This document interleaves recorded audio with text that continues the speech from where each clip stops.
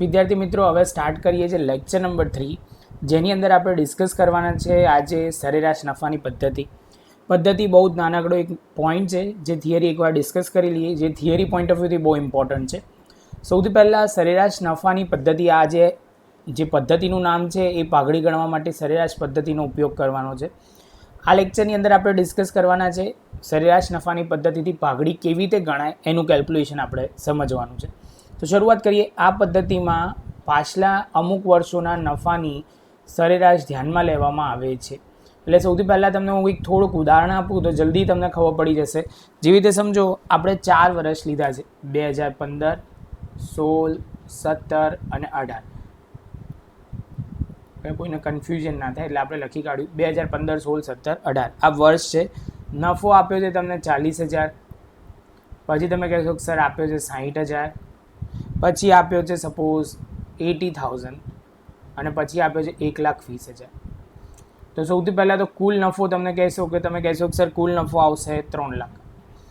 હવે સરેરાશ નફો શોધવો હોય તો સિમ્પલ 3 લાખ ભાગ્યા 4 કરો એટલે તમારો સરેરાશ નફો આવી જશે 75,000 એક વર્ષમાં કમાયા છે. સરેરાશ છે, સરેરાશ એટલે તમારા મતલબ આવું જોઈએ કે સર ઓન એન એવરેજ તમે ભલે ચોથા વર્ષે 1,20,000 કમાવો છો, શરૂઆત કરેલી 40,000થી, પણ એવરેજ એવું કહેવાશે 4 વર્ષમાં તમે 75,000 નફો કમાયેલા હતા. આ એક પોઈન્ટ પહેલો સમજવાનો છે.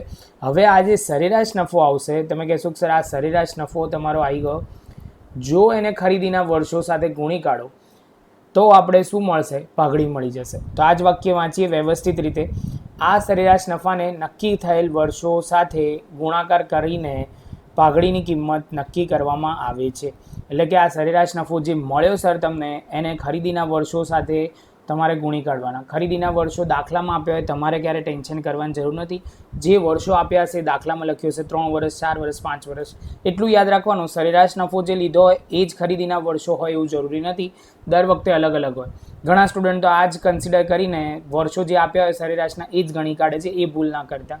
એવું દાખલામાં પણ હાઇલાઇટ કરી સત્તાના બહુ ખબર પડશે નહીં, પહેલી વાર સમજો છો એટલે. બીજી વાર આપણે આગળ કરીશું એટલે એકદમ ક્લિયર થઈ જશે. હવે મેઇન અગત્યની વસ્તુ, જ્યારે પાઘડી કોઈક આપણને આપતું હોય તો એનો મતલબ એની કંઈક ધારણા હશે કે કંઈક ધારણા શું હશે. આ પદ્ધતિની મેઇન ધારણા શું હોય, કેવી ધારણા કરવામાં આવે છે કે જે સરેરાશ નફો છે એ કરતાં અમુક વર્ષો સુધી લાગશે. એટલે જે રીતે સમજો, જેને ધંધો ચાલુ કરેલો પહેલા વર્ષે 40,000 લાગેલો અને આને કરતાં 1,20,000 લાગેલો, તો આને જો ધંધો ચાલુ કરવો હોય તો એને મિનિમમ પહેલાં જ વર્ષથી, જેવો એ ધંધો પરચેસ કરશે એ વર્ષથી જે 75,000 કમાવાનું ચાલુ કરશે. એટલે એના બદલામાં એ શું આપે છે?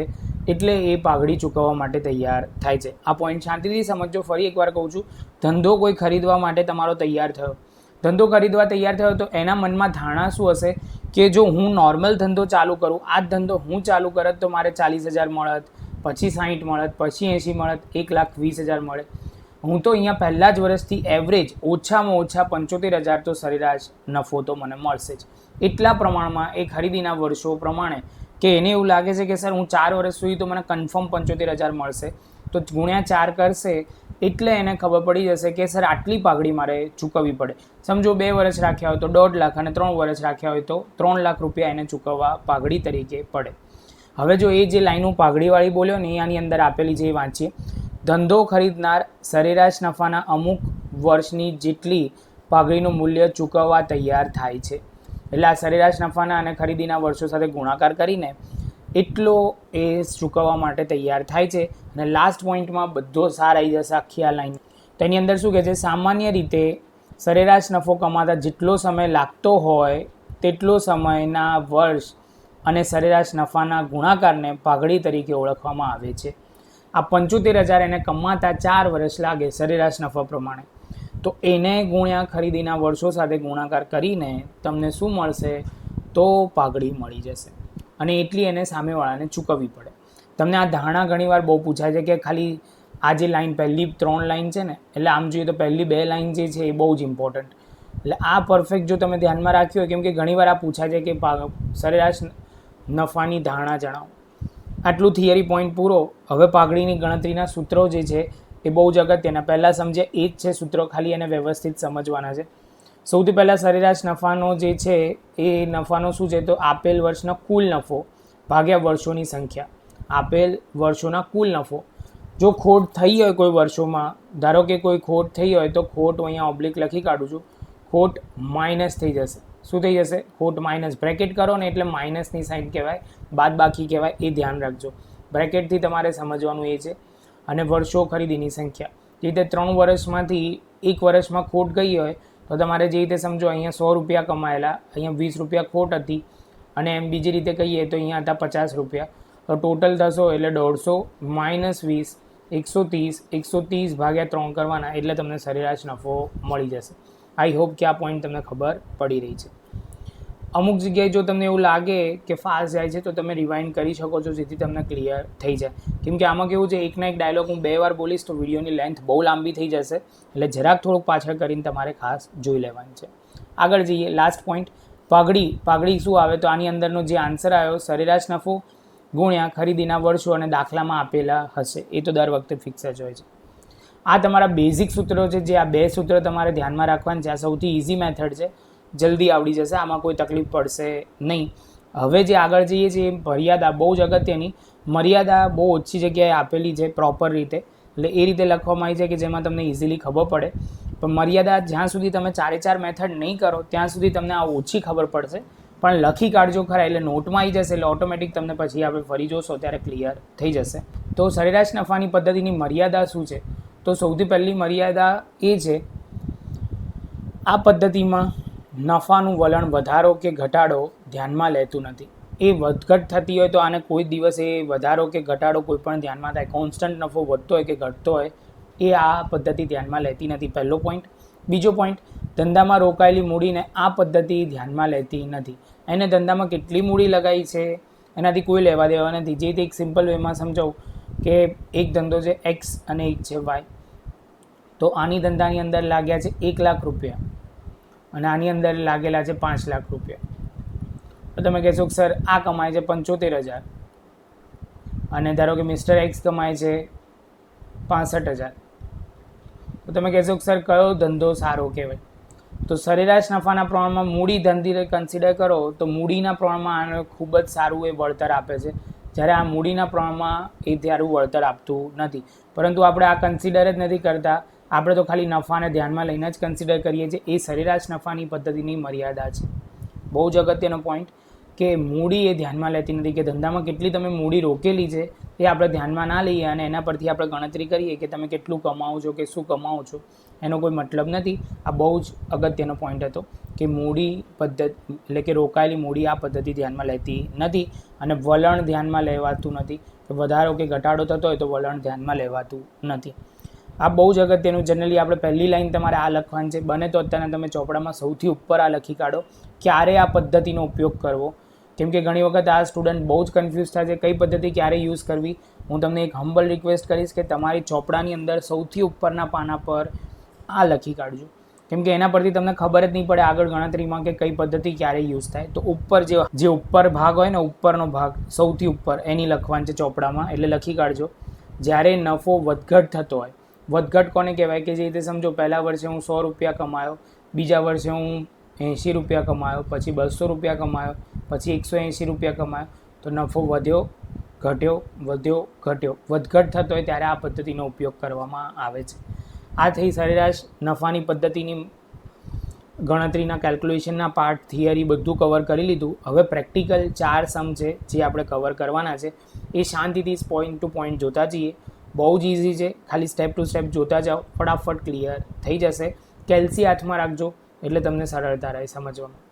તો હવે આપણે ચાલુ કરીશું સ્વાધ્યાયનો ચોથો દાખલો, જેની અંદર ઇન્ફોર્મેશન કંઈક આ પ્રકારે આપી છે. 2 વસ્તુ પર બહુ જ ભાર આપીશ, ધ્યાન રાખ. સૌથી પહેલાં શરૂઆત કરી નીચે આપેલી માહિતી પરથી ભાવેશ અને વિપુલની ભાગીદારી પેઢીની પાઘડીની કિંમત છેલ્લા 5 વર્ષના સરેરાશ નફાની 4 વર્ષની ખરીદીના આધારે ગણવાની છે. છેલ્લા 5 વર્ષના નફાની માહિતી નીચે મુજબ છે. સૌથી પહેલાં સમજો, તમારે જે 2 વસ્તુ હાઇલાઇટ કરવાની છે, તમને જે વર્ષો આપ્યા છે 1, 2, 3, 4 ને 5, તો તમે કહેશો કે સર 5 વર્ષ આપ્યા છે. કેટલા 5 વર્ષ? અને અહીંયા તમને પાઘડીની ખરીદીનો આધાર કોની પર રહેલો છે? 4 વર્ષનો. તો તમારે લખવાનું છે પાઘડીની ખરીદીના વર્ષો તો તમે કહેશો કે સર એ આવશે 4 વર્ષ. જેવા 4 વર્ષ આવશે એટલે તમે કહેશો કે સર આગળ જઈએ. હવે પોઈન્ટ ક્લિયર થઈ જાય. 4 વર્ષ ખરીદી તો સૌથી પહેલાં તમારે કોઈપણ સમમાં શરૂઆત કરવાની, એ વર્ષ લખવાનું છે. વર્ષ આપ્યા છે આપણને 2011, 12, 13, 14, 15, 16. પછી તમે કહેશો કે સર નફો આપ્યો છે. નફો લખતા જઈએ 1 લાખ. પછી તમે કહેશો 1,10,000, 1,80,000, 2 લાખ અને છેલ્લે આપ્યો છે 1,50,000. વિદ્યાર્થી મિત્રો, અહીંયા શાંતિથી સમજો. તમારે જે હાઇલાઇટ કરવાનું છે કે સર જો અહીંયા સુધી કોન્સ્ટન્ટ વધતો હતો નફો, પરંતુ છેલ્લા વર્ષમાં ઘટી ગયો, એટલે વધઘટ નફો તો થતો જ હોય. જનરલી આ મેથડમાં તો કહી દીધું છે કે સરેરાશ નફાની રીતે ગણતરી કરો. ના કીધું હોય તો તમારે આ પોઈન્ટ તો ખાસ ધ્યાન રાખવાનો. પહેલો પોઈન્ટ કે નફો વધે છે, પરંતુ આ 2 લાખથી ઘટીને 1,50,000 થઈ ગયો. આ પહેલો પોઈન્ટ સરેરાશ નફાની અંદર તમારે જે ધ્યાન રાખવાનો છે એ વાળો પોઈન્ટ. તમે કહેશો કે સર હવે કુલ નફો શોધી કાઢીએ, તો અહીંયા લખી કાઢીશું કુલ નફો કેટલો.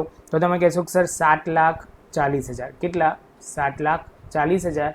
જેવો આ પોઈન્ટ પતે એટલે તમે કહેશો કે સર આટલું તો ક્લિયર થઈ ગયું. હવે તમારે લખવાનો છે સરેરાશ નફો કેટલો.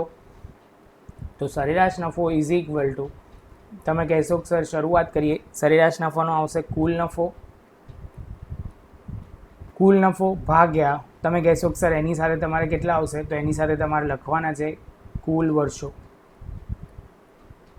તો તમે કહેશો કે સર કુલ નફો તમારામાં જુઓ કેટલો છે, તો તમે કહેશો કે સર 7,40,000 અને કુલ વર્ષો છે 5. કેવી રીતે 5? તો આ 1, આ 2, આ 3, આ 4, આ 5, એટલે 5 વર્ષો થયા. 7,40,000 ભાગ્યા 5 કરશો એટલે 1,48,000 થશે. આ સરેરાશ નફો થયો. શું થયો? સરેરાશ નફો. તો હવે તમે કહેશો કે સર અમારે તો શોધવાની છે પાઘડી. તો પાઘડીની ફોર્મ્યુલા શું છે? પાઘડી ઇઝ ઇક્વલ ટુ કુલ નફો ગુણ્યા ખરીદીના વર્ષો. પાઘડીના ખરીદીના વર્ષો. તો હવે તમે કહેશો કે સર આની અંદર કુલ નફો તો 1,48,000 છે અને પાઘડીના ખરીદીના વર્ષો તમને અહીંયા ચોખ્ખું લખવામાં આવ્યું છે કે 4 વર્ષના પ્રમાણે ખરીદી ગણવાની છે. તો ગુણ્યા 4 કરશો એટલે તમે કહેશો કે સર એની સાથે આવી જશે 5,92,000. વિદ્યાર્થી મિત્રો, આ બહુ સિમ્પલ પોઈન્ટ છે. 5,92,000 તમારે લેવાના છે. એની સાથે તમારા પાઘડીના ખરીદીના વર્ષો આવી જશે. આ તમારી પાઘડીની કિંમત આવી જશે. એની સાથે એમ કહી શકો કે 5,92,000 એમની પાઘડીની કિંમત છે. સ્ટેપ હું કહી દઉં ખાસ. પહેલું સ્ટેપ, તમે સરેરાશ નફો કુલ નફો શોધ્યો. કુલ નફા પછી સરેરાશ નફો શોધ્યો. જે તમે કહેશો કે સર સરેરાશ નફો શોધ્યા પછી તમે એની કિંમત આવી ગઈ. પાઘડીના આમાં એક જ અગત્યનો પોઈન્ટ જે અને એના પછી તમે પાઘડીની ગણતરી કરીને કુલ નફો સાથે ગુણાકાર કરશો એટલે તમને આવી જશે પાઘડીની કિંમત. જે મને બહુ અઘરું, ઓલવેઝ સ્ટુડન્ટને કન્ફ્યુઝન લાગે છે કે દર વખતે અઘરામાં સ્ટુડન્ટને જે ભૂલ થાય છે, કુલ વર્ષોને એ ભૂલમાંથી ખરીદીના વર્ષો સાથે ગુણી કાઢે છે. સમમાં ચોખ્ખું લખ્યું હશે કે જે તમને વર્ષો આપ્યા હોય એ જ અહીંયા ગુણવાના, અને જે સરેરાશ નફા એમ લખ્યું હોય કે 4 વર્ષની ખરીદી એ તમારે અહીંયા લખવાના છે. આટલું હાઇલાઇટ કર્યા પછી ભૂલ ના થાય, ધ્યાન રાખજો. દરેક સમમાં હાઇલાઇટ કરીશ. હું આવા બીજા 3 સમ કરાવું છું એટલે તમને ક્લિયર થઈ જાય.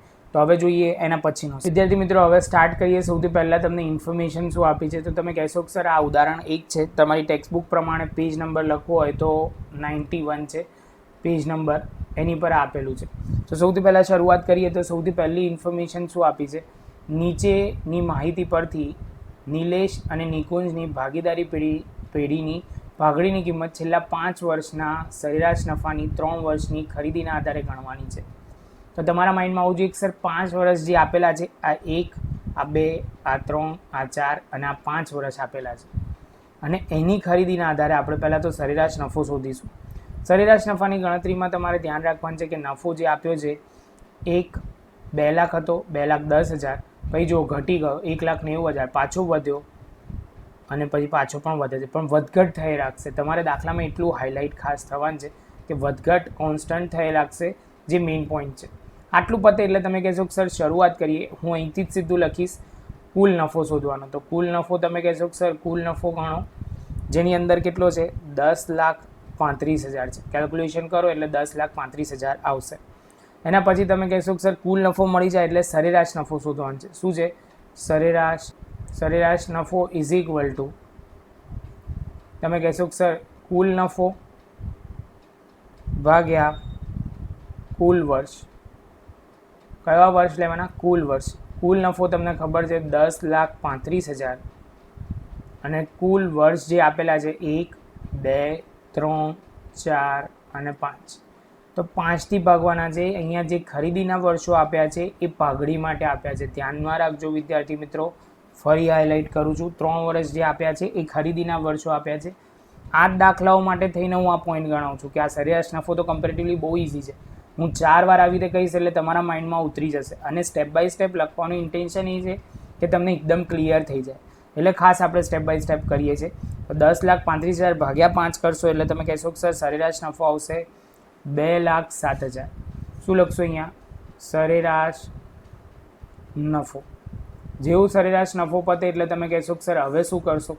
તો હવેના પોઈન્ટમાં તમે કરશો કે પાઘડી ઇઝ ઇક્વલ ટુ તમે કહેશો કે સર સરેરાશ નફો ગુણ્યા તમે કહેશો ખરીદીના વર્ષો.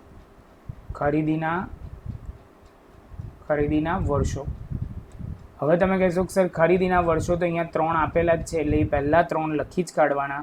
ધ્યાન રાખવાનો આ પોઈન્ટ છે. અને બીજું લખશો અહીંયા સરેરાશ નફો 2,07,000 જે અહીંથી શોધવામાં આવ્યો છે. ક્લિયર આટલો પોઈન્ટ? ગુણાકાર કરશો એટલે પાઘડીની કિંમત આવશે 6,21,000. જેની સાથે તમારો આ દાખલો પૂરો થશે. ફરી મારે જે હાઇલાઇટ કરવાનું છે એ હું કરી દઉં કેમ કે એ ભૂલ તમારાથી ના થાય એ ખાસ ધ્યાન રાખજો. સરેરાશ નફો કીધો છે તો અહીંયા 5 વર્ષ હતા. 1, 2, 3, 4 અને 5 એટલે તમે કમ્પલસરી અહીંયા 5 લેશો. એક પોઈન્ટ આ તમારે ક્લિયર થવું જોઈએ. અને અહીંયા પાઘડીની ચોખ્ખી ખરીદીના વર્ષો આપી દીધા હશે. ખરીદીના વર્ષો તમને કીધા છે 3 વર્ષ તો તમે અહીંયા ખરીદીના 3 વર્ષ લેશો. આ બે ભૂલ ના થવી જોઈએ. આટલું કહું છું તો પણ ભૂલ ના કરતા ધ્યાન રાખજો કેમ કે અહીંયા જ એક ભૂલ થશે. અને હજુ ત્રીજો અને ચોથા દાખલામાં પણ આ પોઈન્ટ હાઇલાઇટ કરીશ. ધ્યાન રાખજો તો વાંધો નહીં આવે. તો હવે ચાલુ કરીએ એના પછીનો એક દાખલો. વિદ્યાર્થી મિત્રો હવે આપણે ચાલુ કરીએ છીએ દાખલા નંબર 5. તો દાખલા નંબર 5માં આપ્યું છે મહેન્દ્ર અને પ્રવીણ એક ભાગીદારી પેઢીને 3:2ના પ્રમાણમાં નફો નુકસાન વહેંચતા ભાગીદારો છે. 3:2 નફા નુકસાનનું પ્રમાણ આપ્યું છે. બદલીનું પ્રમાણ આપ્યું છે કે નફો નુકસાન પ્રમાણ બદલીને 1/2 કરવા માંગે છે. તો આપણે સૌથી પહેલાં સમજી લો આની અંદર 1/2 કરવા માંગે છે. એનાથી આપણને કોઈ ફેર પડતો નથી. આપણે તો પાઘડીનું શું કરવાનું છે? પાઘડીનું મૂલ્યાંકન કરવાનું નક્કી કર્યું. જે મેઇન પોઈન્ટ આપણે આ દાખલામાં આ જ કરવાનું છે. આ પુનઃગઠનને બધું કરીશું આના પછીનું ચેપ્ટર એટલે તમને ઘણું ખરું ક્લિયર થઈ જશે આ પોઈન્ટ. આના પછીના ચેપ્ટરમાં આપણે ચોથું ચેપ્ટર જ લેવાનું છે સિક્વન્સમાં અને પછી આપણે આગળ જઈશું. હવે આગળ જઈએ તો હવે જે લાઈન આપી એ ઓલવેઝ મેઇન લાઈન હોય. ભાગીદારી કરાર મુજબ પાઘડીની રકમ છેલ્લા 4 વર્ષના સરેરાશ નફાની 5 વર્ષની ખરીદીના આધારે ગણવામાં આવે છે. તમને આ 4 વર્ષ આપ્યા છે એટલે તમે કહેશો કે સર ભાગ્યા 4 કરવાના છે જેની આ વાત કરે છે. અને આ પાઘડીની જે વાત કરે છે એ ગુણ્યા 5 સાથે આપણે કરવાના છે. જ્યારે કરીશું ત્યારે ક્લિયર કરીશું. આ પોઈન્ટ પહેલાં સમજી લઈએ. દાખલામાં આ વખતે 2માં નફો આપ્યો છે અને ત્રીજામાં જે આપ્યો છે એ તમે કહેશો કે સર ખોટ આપી છે. તમે કહેશો કે સર તમને કેવી રીતે ખબર પડી? તો આ બ્રેકેટમાં આપ્યો હોય ને એને ખોટ કહેવાય. શું કહેવાય? તો આ જે વર્ષ આપ્યું છે એને આપણે ખોટ કહીશું કેમ કે માઇનસમાં આપ્યું છે એટલે. તો સૌથી પહેલાં તમે કહેશો કે સર શરૂઆત કરો. ટોટલ કરીએ. કુલ નફો શોધવાનો. શું શોધવાની શરૂઆત કરવાની છે? કુલ. તો સૌથી પહેલાં તમે કહેશો કે સર કુલ નફો શોધવાનો છે તો કુલ નફો તમે બોલો કેટલો થશે? હવે એટલું ધ્યાન રાખવાનું પહેલાં 3નું પ્લસ કરવાનું. 1, 2 અને આ 3 તો કરશો તો કેટલો આવશે? તો તમે કહેશો કે સર કુલ નફો આવશે 1,80,000. એમાંથી -20,000 કરશો 1,70,000 આવશે. ટોટલ કરશો તો 1,70,000 -20,000 કરશો એટલે આવી જશે 1,50,000. આ પોઈન્ટ તમારે ભૂલ થવી જોઈએ નહીં. જેવો પોઈન્ટ પૂરો થશે એટલે હવે તમે કહેશો કે સર સરેરાશ નફો શોધો. શું શોધો? સરેરાશ નફો. તો શરૂઆત કરીએ. સરેરાશ નફો ઇઝ ઇક્વલ ટુ તમે કહેશો કે સર લખો કુલ નફો ભાગ્યા કુલ વર્ષો. તો સૌથી પહેલાં કુલ નફો તમે કહેશો કે સર દાખલામાં કુલ નફો કેટલો આપ્યો છે? તો આની અંદર શરૂઆત કરવાની છે તમારે 1 લાખ. કેટલા આપ્યા છે? તમે કહેશો કે સર આપ્યા છે 1,50,000 કુલ નફો આપ્યો છે. અને ખરીદીના વર્ષોમાં તમે કહેશો કે સર જે આપ્યા છે કુલ વર્ષો આપ્યા છે. કુલ વર્ષો કેટલા આપ્યા છે વિદ્યાર્થી મિત્રો? તો તમે કહેશો કે સર કુલ વર્ષો જે આપ્યા છે એ આપ્યા છે 4 વર્ષ. અહીંયા આપેલા જ છે 1, 2, 3 અને આ 4, તો 4થી ભાગવાના છે. તો 4થી ભાગશો એટલે તમે કહેશો કે સર લખો 37,500, જેની અંદર તમે એમ કહી શકો સર સરેરાશ નફો તો આપણો આવી ગયો. હવે આપણે આગળ જઈશું પાઘડી. તો પાઘડીની અંદર તમે ફોર્મ્યુલા બહુ સિમ્પલ રીતે લખશો. શું લખશો હવે યાદ રહેશે તમને? તો તમે કહેશો કે સર સરેરાશ નફો ગુણ્યા ખરીદીના વર્ષો. ખરીદીના વર્ષો, સરેરાશ નફો તમને ખબર છે 37,500 અને ખરીદીના વર્ષો જે તમને કહેવામાં આવ્યા છે, સરેરાશ નફાની ખરીદીના વર્ષો 5 વર્ષ કરવામાં આવ્યો છે. તો અહીંયા આપણે લખી કાઢીશું 5 વર્ષ, ગુણાકાર કરશો એટલે આવશે 1,87,500. ફરી એક જ વાત દર વખતે જે કહું છું આ પોઈન્ટ ધ્યાન રાખજો. એક જ મિનિટમાં ફટાફટ હાઇલાઇટ કરાવી દઈશ. તો સૌથી પહેલાં તમારે જે સમજવાનો પોઈન્ટ જે ધ્યાન રાખવાનો છે એ એક જ પોઈન્ટ, સરેરાશ નફો દાખલામાં તમને જે આપેલો છે એ અહીંયા તમે લખ્યો અને ખરીદીના વર્ષો જે કીધા હોય એ પાઘડીમાં અહીંયા લેવાના. આ બંને સરખા હોય એવું જરૂરી નથી. તમારે તો જે વર્ષોથી તમે ભાગવાના હોય એ અહીંયા આવશે અને દાખલામાં ઓલવેઝ ખરીદીના વર્ષો આપેલા હશે એ તમે અહીંયા લેશો. એની સાથે આપણો એક અગત્યનો પોઈન્ટ, ખોટવાળો જે પોઈન્ટ હતો એટલે આ પોઈન્ટ કવર કર્યો છે.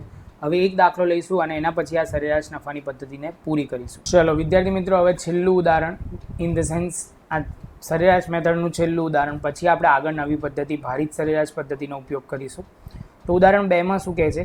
હસુ અને વાસુ એક ભાગીદારી પેઢીના ભાગીદારો છે. નફા નુકસાનનું પ્રમાણ આપ્યું છે, બદલીને આ કરવા માંગે છે જેનાથી આપણને કોઈ લેવા દેવા નથી. જે છે હવે અગત્યનો પોઈન્ટ, પાઘડીનું મૂલ્યાંકન કરવાનું નક્કી કર્યું છે. એક પોઈન્ટ. બીજો પોઈન્ટ, તેના પરથી પેઢીનું પાઘડીનું મૂલ્ય નક્કી કરો. ભાગીના કરાર અનુસાર છેલ્લા 4 વર્ષના સરેરાશ, 4 વર્ષ એટલે તમને 4 વર્ષો આપ્યા છે, 1, 2, 3 અને આ 4, અને એમાંથી એવું કહે છે 5 વર્ષની ખરીદી, એટલે પાઘડી જ્યારે ગણીશું ત્યારે કેલ્ક્યુલેશન આવશે. સૌથી પહેલાં તમારા ધ્યાનમાં આવું જોઈએ કે સર અહીંયા 40,000 માઇનસમાં છે, તો તમે કહેશો કે સર અહીંયા ટોટલ છે ને પહેલાં તો લખીએ કુલ નફો. તો તમે કહેશો કે સર 2,80,000 ટોટલ આવશે, એમાંથી તમારે માઇનસ કરવાના છે 40,000. તો તમે કહેશો કે સર આવશે કેટલા? તો 2,40,000 તમારો આન્સર આવશે. જે આન્સર આવશે તમારો એક શું આવશે? તો તમે કહેશો કે સર કુલ નફો બોલાશે. શું બોલાશે? કુલ નફો. તો સૌથી પહેલાં તમે શરૂઆત કરીએ, તમે બોલશો કે સર સરેરાશ નફો ઇઝ ઇક્વલ ટુ કુલ નફો ભાગ્યા કુલ વર્ષ. તો તમે કહેશો કે સર કુલ નફો જે છે આપણા દાખલા પ્રમાણે કુલ નફો છે 2,40,000 અને તમે કહેશો કે સર 4 વર્ષ, તો તમે કહેશો કે સર 4 વર્ષના કુલ વર્ષ આપ્યા છે તો એની સાથે ભાગશો તો સરેરાશ નફો 60,000 થશે. શું થશે? 60,000. હવે આગળ જઈએ તો તમે કહેશો કે સર હવે જે ગણવાનું સરેરાશ નફો પતી ગયો. હવે તમે કહેશો કે સર છેલ્લું સ્ટેપ લખો પાઘડી.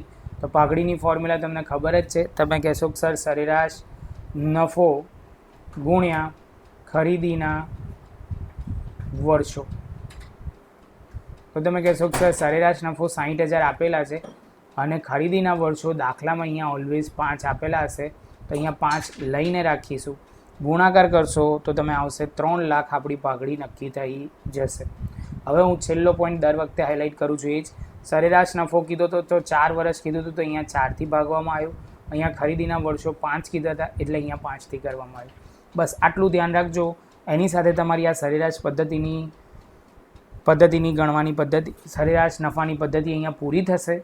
જો તમને આ વિડીયો ગમ્યો હોય તો લાઇક, શેર, સબસ્ક્રાઈબ જરૂરથી કરજો. હવે જે નવા વિડીયોમાં આપણે ડિસ્કસ કરવાનું છે વિડીયો નંબર 4ની અંદર, એમાં ભારિત સરેરાશ નફાની પદ્ધતિનો ઉપયોગ કરીશું. ધ્યાનથી સમજજો. જે હવે આગળ આ જ બધી પદ્ધતિઓ મોટા દાખલામાં આવશે, જે તમારે ધ્યાનથી સમજવાની છે. મળીશું નવી વિડીયોમાં.